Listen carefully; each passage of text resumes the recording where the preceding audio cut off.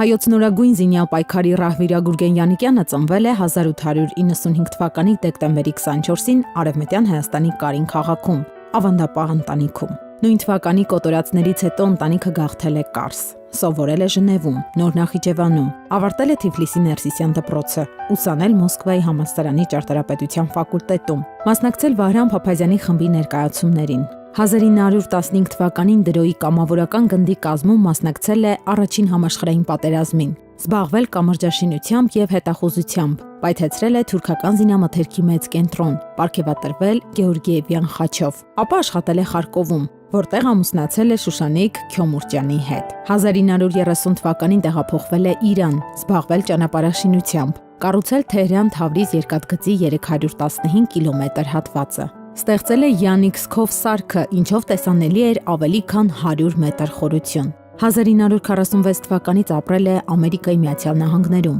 Նախաձեռնել է սեփական միջոցներով հայոց ցեղասպանությունն ու հայ դատն արտացոլող 20 ժամանոց դրախտ վավերագրական ֆիլմի նկարահանումը, որն անվճար պետք է բաժանվեր ողջ աշխարհով, ինչը չի կայացել ամերիկյան իշխանությունների արգելքով թուրքական պահանջների հիման վրա։ Հիմնադրել է իր անունը կրող թատրոն, 7 գրքի հեղինակ է, որոնք հրատարակվել են անգլերեն, ֆրանսերեն, գերմաներեն։ 1972 թվականի աշնանը այցելել է Երևան, Մարտիրոս Սարյանի տուն-թանգարանին նվիրել կորած համարվող արևելյան սենյակ նկարը։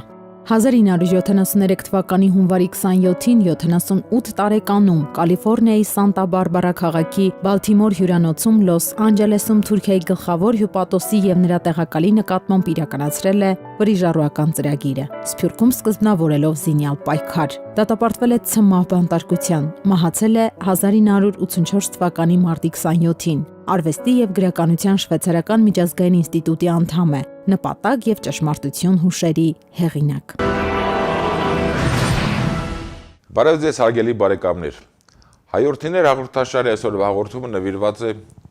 հայոց նորագույն զինյալ պայքարի Ռահվիրա Գուրգեն Յանիկյանին։ Մեր հաղորդման հյուրն է Եղիշե Չարենցյան գրականության եւ արվեստի թանգարանի տնօրեն Կարո Վարդանյանը։ Բարի գալուս, պարոն Վարդանյան, շնորհակալություն հրավեր ընդունելու համար։ Օրեսես։ Հենց հարցը միանգամից սկսենք ամենից զարմանալի թվացող գուցե հանգամանքից։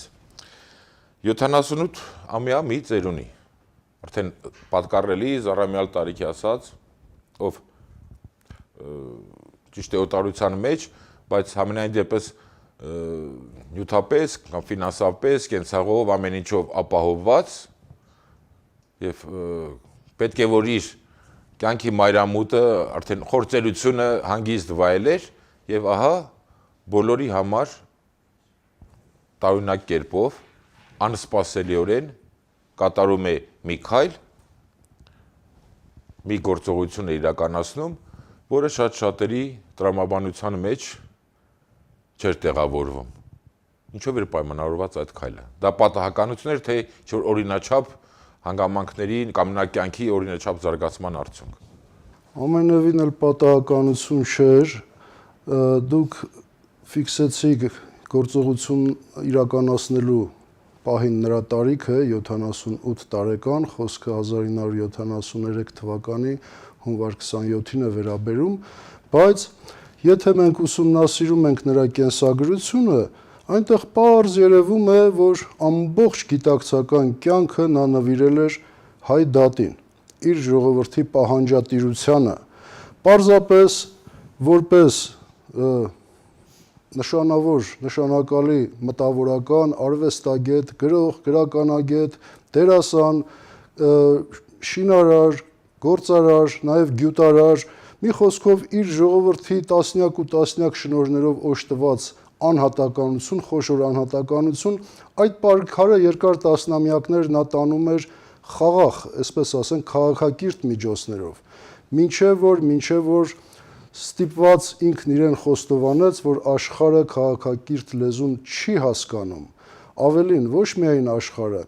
իր հայրենակիցները, խոսքը աշխարհացրիվ Սփյուռքի մասին է, վաղուց արդեն պարտվողական, համակերպողական դիրքորոշում էին որդեգրել, զբաղված էին հիմնականում հայապահպանության գործերով, դպրոցներ, եկեղեցիներ, խմբագրություններ, տարբեր մշակութային կրթական հաստատություններ։ Այսինքն Յանիկյանը այդ բոլոր միջոցները համարում էր ինչ որ առումով սպառված կամ այնքան էլ ոչ արդյունավետ։ Ոչ թե ոչ Որ վերջում այդ արդյունավետ, նման քայլի դիմեց։ Ընդհանրապես անարդյունավետ, որովհետև այդ ամենի արդյունքում աշխարհը ոչ միայն այդ 50 տարվա ընթացքում մոռացել էր հայոց ցեղասպանությունը, այլև ընդհանրապես շատ քչերը գիտեին, թե ինչ է հայը եւ ինչ է Հայաստանը, չէին էլ լսել։ Այդ աստիճանի էր ասել։ Աշխարհը մենք հայերս էլ երևի ապրիլի 24-ից ապրիլի 24 ենք հիշում կամ անդրադառնում։ Դե սովետական Հայաստանում բնականաբար այդպես պիտի լիներ, դեռ պիտի գոհանանք, որ 65-ից այս կողմ գոնե թույլ տրվեց ապրիլի 24-ից ապրիլի 24 ինչ որ երթեր անել, բայց Սփյուռքը այդ առումով Սփյուռքում էլ էր մոտավորապես նույն վիճակը, այնպես չէր ամեն օր հիշում էին ցեղասպանությունը։ Այսինքն հավուր պատշաճի էր լինում, ինչ որ զեկուցագրեր, խնդրագրեր ուղված ՄԱԿ-ի ներկայացուցիչներ, ընդամենը եթե մի որևէ փոքրիկ արձագանք էր լինում այս նախագահի կամ այն կազմակերպության կողմից, մեր համայնքները համարում էին իրենց բավարարված։ Ահա այս ամենի դեմ էր, որ պիտի ընդվզեր այդ խոշոր անհատականությունը, կրկնում եմ, այլևս երբ որ որոշեց, գտավ, որ իր ամբողջ կյանքը, ամբողջ պայքարը նշածս բոլոր միջոցներով արդյունք չի ունեցել, նա դիմեց այս ծայրահեղ քայլին։ Շնորհակալություն։ Հարգելի բարեկամներ, այժմ լսենք Գուրգեն Յանիկյանի խոսքը ուղղված ամերիկյան բանտից իր հայրենակիցներին եւ շարունակենք մեր հաղորդումը։ Սիրելի հայրենակիցներ, ես խոսում եմ ձեզ իմ բանդի խուցից, որից դուք կլսեք իմ խոսքերը։ Կարող են մարդիկ լեռներ խորտակել, իրանց բազգի ուժով գետերի ընթացքը փոխել, բայց կարելի է արդյոք հնարավոր է ազատության ու արդարության տենչը խեղդել մարդ կոչված էակի մեջ։ Կարելի է արդյոք ստիպել, որ մի անհատ, որը գիտե թե ինչ ազգի զավակ է, եթե ինչպիսի նախորդներ է ունեցել, մոռանա այս բոլորը ու հպատակվի չարին ու անարդարության մեր այս աշխարհում։ Թող աշխարհը գիտենա, որ մարդկությունը հայ ազգին պարտք ունի վճարելիք։ Տասնյակ դարեր առաջ մեր ազգը պատմություն է ունեցել։ Հայ ժողովուրդը յուր գնահատելի լուման է մտցրել մարդկության առաջադիմության գործում, երբ այսօրվա մեծ ազգերը, որ իրանց զարգացած են համարում, մեր կիսավայրենի պես ապրում են Եվրոպայի անտառներում ու լեռներում։ Պարոն Վարդանյան, ձեր նախորդ միտքը փորձեմ շարունակել, այդ 73 թվականի հունվարի 27 ասացիք, այդ օրը խորհրդանշական էր նաև, որ կարծես թե բեկումնային եղավ մասնավորապես սփյուռքահայության համար եւ իր այդ ընդամենը մեկ կրակոցով, այդ սիմվոլիկ մեկ կրակոցով Յանիկյանը Սփյուռքում հիմք դրեց նորորյա վրիժառուական գործունեությանը, որը 20-ական թվականներին Շան Նաթալիի, Խողոմոն Թելերյան այդ նեմեսիս գործողության իրականացումից հետո դադար էր առել, արդեն նշեցի, խաղաղ միջոցներով գրքեր են հրատարակում, չգիտեմ, գոհանում ինչ որ արևմտյան տերությունների նախագահների այդ ինչ-ինչ պահերի ազդեցության տակ ասված ինչ որ հայտարարություններով, սակայն սկսվեց նոր, կարծես թե նոր թվական, նոր բեկում տեղի ունեցավ Յանիկյանի այդ մի քայլով Սփյուռքում։ Տեղին հիշեցիք Նեմեսիս ծրագիրը 1920-22 թվականների եւ ընդհանրապես ասեմ, որ մեր նորագույն պատմության մեջ մինչև Արցախյան այդ հերոսական շարժումը, ազատամարտը, մենք ավելի երևելի ու նշանակալի էջեր, քան Նեմեսիսն է, Յանիկյանի գործողությունը եւ նրան հաջորդած նորագույն զինյալ պայքարը կամ Ասալան, ինչպես աշխարհը գիտի, ավելի երևելի էջեր, քան սրանք են, մենք չունենք։ Այսինքն վաղուց ժամանակն է ճանաչելու, ուսումնասիրելու եւ երբ որ ասում ենք մենք չունենք, դա չի նշանակում, որ այլ երկրներ, այլ ժողովուրդներ ավելի երևելի էջեր ունեն, իրադարձություններ ունեն։ Հիմա տեսեք Նեմեսիսից մինչև նորագույն զինյալ պայքար, ասալա 70-ականների կեսեր, Գուրգեն Յանիկյանը հանդիսացավ այս երկու շարժումները կապող կամրջող օղակը։ Ուշադրություն դարձնենք իր տարիքով նա սերնդակիցն էր Նեմեսիս գործողության ղեկավարների եւ իրականացնողների։ Ծնվել է, ինչպես գիտենք, 1895 թվական, այսինքն թե ղեկավարները Շահան Նաթալի, Գրիգոր Մերջանով, թե մարտիկները մեզ հանրահայտ Սողոմոն Թեհլիրյան, Շիրակյան, Յանիկյանի հետ սերնդակից էին։ Այո, սերնդակից էին 1-2 տարվա տարբերությամբ, ոմանք մի քիչ ավակ, ոմանք կրտսեր, ավելին նույն ճանապարհն էին անցել այդ ցեղասպանության տարիներին։ Ինչպես ասենք, Թեհլիրյանը Զորավար Անդրանիկի կամավորական գնդում էր, Յանիկյանը, Թորլակյանը եւ էլի շատերը դրոյի գնդում էին։ Ավելին, Գուրգեն Յանիկյանին այդ ժամանակ հաջողվեց հայտնաբերել լավ քողարկված թուրքական մի զինապահեստ եւ նա պայթեցրեց այդ զինապահեստը արժանանալով Գեորգիևյան խաչի։ Ահա, բայց հաջորդող այդ տասնամյակները մենք չկոչենք նրա գործողությունը վրիժառական, նա վրիժառու չէր, նա հստակ երկար տարիների ընթացքում ձևակերպել էր նորագույն պայքարի իր տեսլականը, գաղափարախոսությունը եւ չասենք կներեք 1 խորհրդանշական կրակոց, ասենք 13 խորհրդանշական կրակոց, այսինքն նա այդ հյուպատոսի եւ փոխհյուպատոսի վրա, Լոս Անջելեսի թուրք հյուպատոսի փոխհյուպատոսի վրա 13 գնդակ արձակեց եւ կրկնում եմ մինչ այդ տասնյակ ու հարյուրավոր էջերով ձևակերպելով նորագույն շրջանի պայքարի, զինյալ պայքարի իր տեսլականը, այսինքն վրիժառուն Նեմեսիսն էր, բայց կոնկրետ Յանիկյանի նպատակը եւ նրա գործողությունից ծնունդ առած գաղտնի բանակի նպատակը ոչ թե ցեղասպանության ճանաչում, մեղավորներին կամ նրանց ժառանգներին պատժել, այլ պահանջատիրությունն էր մեր գերված հայրենիքի արևմտյան Հայաստանի ազատագրում եւ հատուցում թուրքական կառավարության կողմից։ Այսինքն, պարոն Վարդանյան, կընդհատեմ, այսինքն ոչ միայն զուտ, հայ ցեղասպանության ճանաչման հարցապնդում էր դա նշանակում, այլև առաջին հերթին գուցե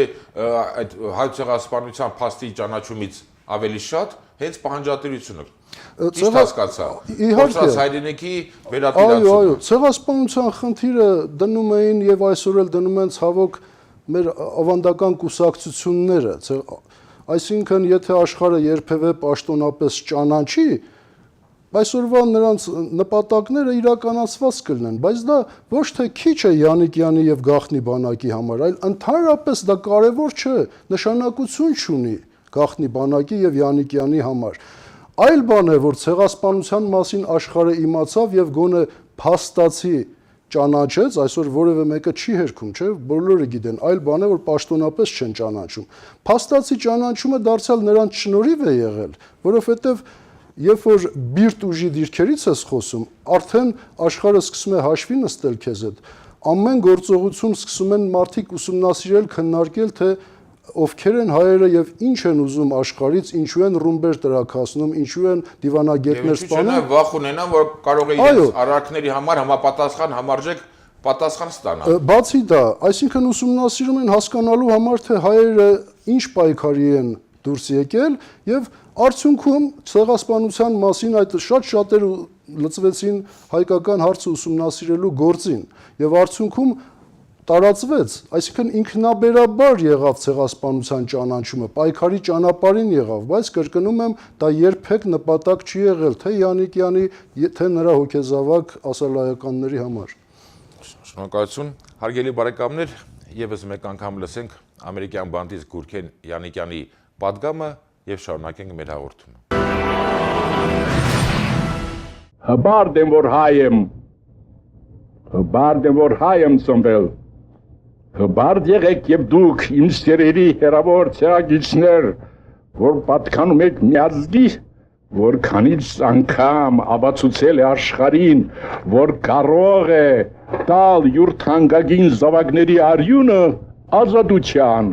ու արդարության համար։ Փառք այդ նահատակներին, փառք անցյալի զոհերին, փառք մեր ժամանակվա իրանց կյանքը ազգին նվերող մեր մադաղ սերունդին, որ ազգի նորագույն պատմությունը գրեցին։ Ամեն մի ազգի աբական իր մադաղ սերունդի ձեռքն է։ Դուք իմ սիրելի երիտասարդ ցեղակիցներ, որ ծրված եք աշխարհի 4 կողմը, պիտի ապացուցեք աշխարհին, որ արժանի հետևողներն եք ձեր մեծերի, այն մեծերին, որոնք դեն շպրտելով ամեն ինչ ու զոհելով իրանց կյանքերը բարձրացին ազատության դրոշը ու ավետեցին աշխարհին, որ մարդկությանը, որ հադուցման ժամը հասել է,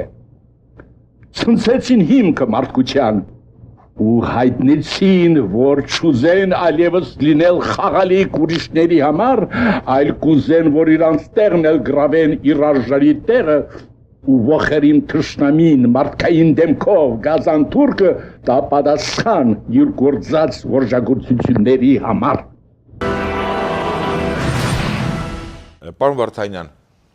փաստորեն զինյալ պայքարի հիմք դրվեց, դուք շատ դիպուկ ասեցիք, մինչև Յանիկյանը եւ Յանիկյանից հետո հատկապես Յանիկյանի այս պանջատիրական նոր քայլից հետո հայոց ցեղասպանության կամ հայկական հարց կոչվող այդ երևույթի նկատմամբ հետաքրքրությունը կամ թե ակամա ուզեն չուզեն օտարների շրջանում բավականին կտրուկ ձևով աճեց։ Այո, ինչ խոսք։ Թեկուզ հենց գրքերի, հոդվածների կամ միջոցառումների, հրապարակումների այդ մակարդակով եթե դիտարկենք, եթե մի քանի տասնյակներ էին օրինակի համար, ապա 73 թվականից հետո հարյուրների կամ հազարների հասավ։ 73 թվականը ես կուզեի ուշացումով վերջապես մեր հայրենակիցները կամ հայրենակիցների հնարավոր լայն շրջանակները լավ մտապահեին մեր նորագույն պատմության էջերը ուսումնասիրելիս, որովհետև 73 ասելով մենք մինչև այսօր հիմնականում պատկերացնում ենք Արարատ ֆուտբոլային թիմի հաջողությունը ԽՍՀՄ մասշտաբով։ Բայց եկեք տեսեք, որ 73 թվական հունվար 27, երբ Գուրգեն Յանիկյանը հայտարարեց դերազմը ընդդեմ ոճրագործ Թուրքիայի։ Եվ մինչ գործողությունն իրականացնելը իմիջայլոց հանգամանորեն մշակված բոլոր նրբությունները հաշվի առած գործողություն էր դա, հարյուրավոր էջեր նա գործողությունից 1-2 առաջ ուղարկել էր խմբագրություններին, ղեկավարներին ամերիկյան եւ այլ երկրների։ Իդեպ գործողությունը կատարելուց հետո կարող էր նա անաղմուկ հեռանալ, սակայն մնաց տեղում Իհարկե, Սողոմոն Թելերյանի նման քաղաքական աստար տալու իր դատավարությանը, չէ։ Ինչ խոսք, նամանավանդ հաշվի առնենք, որ իր զարգացվածության մակարդակը սա շատ կարևոր է։ Խոշոր անհատականություններ կրկնում են որպես մտավորական, այսինքն նա պետք է այնպես էր հաշվարկել, գործողությունը չարեց հյուպատոսարանում, որտեղ զոհվելու հավանականություն կար եւ այլ, նա պարտադիր պետք է ողջ մնար, որպեսզի դատարանում կարողանար ներկայացնել հայ դատը, այնպես ինչպես միայն ինքը կարող էր։ Նաեւ հաշվի էր առել ամերիկյան արդարադատության մեքենայությունները, նաեւ հաշվի էր առել մեր սփյուռքի կազմակերպությունների այդ կրավորական կեցվածքը, ցավոք այդ բոլորը միահյուսվեցին եւ մեր ծերունի հայրենակիցը դատարանում մենակ մնաց։ Հայկական շրջանակները անմիջապես հրաժարվեցին նրանից եւ եթե ժամանակն է մենք որոշ էջեր պիտի քողազերծենք, մամուլը նա շատ բան ուներ ասելու իր ժողովրդին մանավանդ երիտասարդությանը, բայց մամուլը քանի որ գրեթե 100%-ով կուսակցական էր, իր էջերը փակեց նրա առաջ։ Ավելին իր մի վկայությունը կա, որ շատ հետաքրքիր է, ես հարկ եմ համարում այս պատեհությունից օգտվելով բացել, Ֆրեզնոյում կար անգլիատար հեղինակավոր հայկական պարբերականը Կուրիերը, որ երբեմն նրանք օգտվում էին Յանիկյանի ծառայությունից, նրա հիմնավոր ուսումնասիրությունները խնդրում էին, որ ինքը գրի եւ հրապարակում էին։ Այդ գործողությունից հետո Կուրիերը, մեկ օրինակ եմ ասում, անմիջապես երես թեքեց նրանից եւ ինչպես վկայում է Գուրգեն Յանիկյանը, Կուրիերին սաստել էր կամ այսպես ասենք խորհուրդ էր տվել չանդրադառնալ այս հարցին ոչ այլ ոք, քան մեր մեծանուն հայրենակից Քրքորյանը։ Այսինքն դրամատիրություն ամեն ինչ դոլարի վրա, շահի վրա եւ ցավոք մեր համայնքները եւս արդեն տարվել էին այդ ամեն ինչով եւ կրկնում եմ արդյունքում ծերունի Յանիկյանը մենակ մնաց ամերիկյան Ացիանի առաջ իհարկե եթե համեմատում ենք Թեհլերյանը, Թորլաքյանը եւ այլ շատ ավելի շահեկան դիրքում էին, որովհետեւ նրանց դատավարությունը ամբողջ համայնքը բեռը առավ իր վրա, ամբողջ ժողովուրդը նրանց թիկունքին կանգնած էր, վարձվեցին լավագույն փաստաբանները, վկայություններ եւ այլ, իսկ Գուրգեն Յանիկյանը մենակ մնաց եւ դատապարտվեց, նրան նույնիսկ թույլ չտվեցին իր արարքի դրդապատճառները ներկայացնել ամերիկյան ատյանին, ավելին մի զարուրելի բան էլ ասեմ, երբեք այդքան զարուրանքների միջով անցած հայորդին պատկերացրեք 7-8 տարեկանում իր աչքի առաջ մորթեցին իր ավակ եղբորը, ինչերի միջով է անցել։ Դրանից հետո դրոյի կամավորական ջոկատում մինչև Վան հասավ, ճանապարհին ինչպիսի զարուրանքներ տեսավ, հազարավոր դիակներ, ածխացած, մորթած, մոխրացած եւ այլն, բայց երբևէ նա անկոտրում մարդ էր։ Միակ անգամը, որ հոնգուր այս պողպատե մարդը լաց եղավ, երբ որ դատախազը դատավարության ընթացքում ասպարեզ թերթի համարը 1 ժամ շարունակ թափահարում էր, թե տես քո ազդեցիկ կուսակցությունը դատապարտում է քեզ։ Էլ ինչ ես ուզում մեզանից։ Պարոն Վարդանյան, Ամերիկայում իհարկե մենակ մնաց, սակայն Գուրգեն Յանիկյանի գործը շարունակվեց, թե զինալ պայքարի տեսքով Սփյուռքում, այնպես էլ ինչու՞ չէ մեր օրերում Արցախյան ազատամարտի ընթացքում։ Այնպես որ Գուրգեն Յանիկյանը այդ զինալ պայքարի սկիզբն դնելով, այդ մենակ մնալը միայն ամերիկյան իմ կարծիքով ամերիկյան հասարակությունով էր պայմանավորված, սակայն նա ունեցավ հարյուրավոր եւ հազարավոր հետևորդներ եւ շարունակողներ եւ նաեւ մեր օրերում։ Ցավոք Կխնդրեի մեր հեռուստադիտողներին հաղորդման ավարտին ձեր դա նվիրված է Գուրգեն Յանիկյանի գործունեությանը։ Փոքրիկ ժողովածուն ես սրանով փորձ եմ արել այս շարժումը թե Յանիկյանի գործողությունը եւ հաջորդած նորագույն զինյալ պայքարը բերել գրականություն, գեղարվեստական գրականություն։ Պատմվածքներ են այդ թեմաներով եւ առաջի պատմվածքն էլ հենց նվիրված է Գուրգեն Յանիկյանին, այն ինչ որ այս ընթացքում մենք տեսանք կենսագրություն եւ հասցրինք զրուցել, որպես պատմվածք ներկայացված է եւ խորագիրն էլ կոչել եմ հատուցման 13 ղողանջ, նկատի առնելով հենց այդ 13 կրակոցները։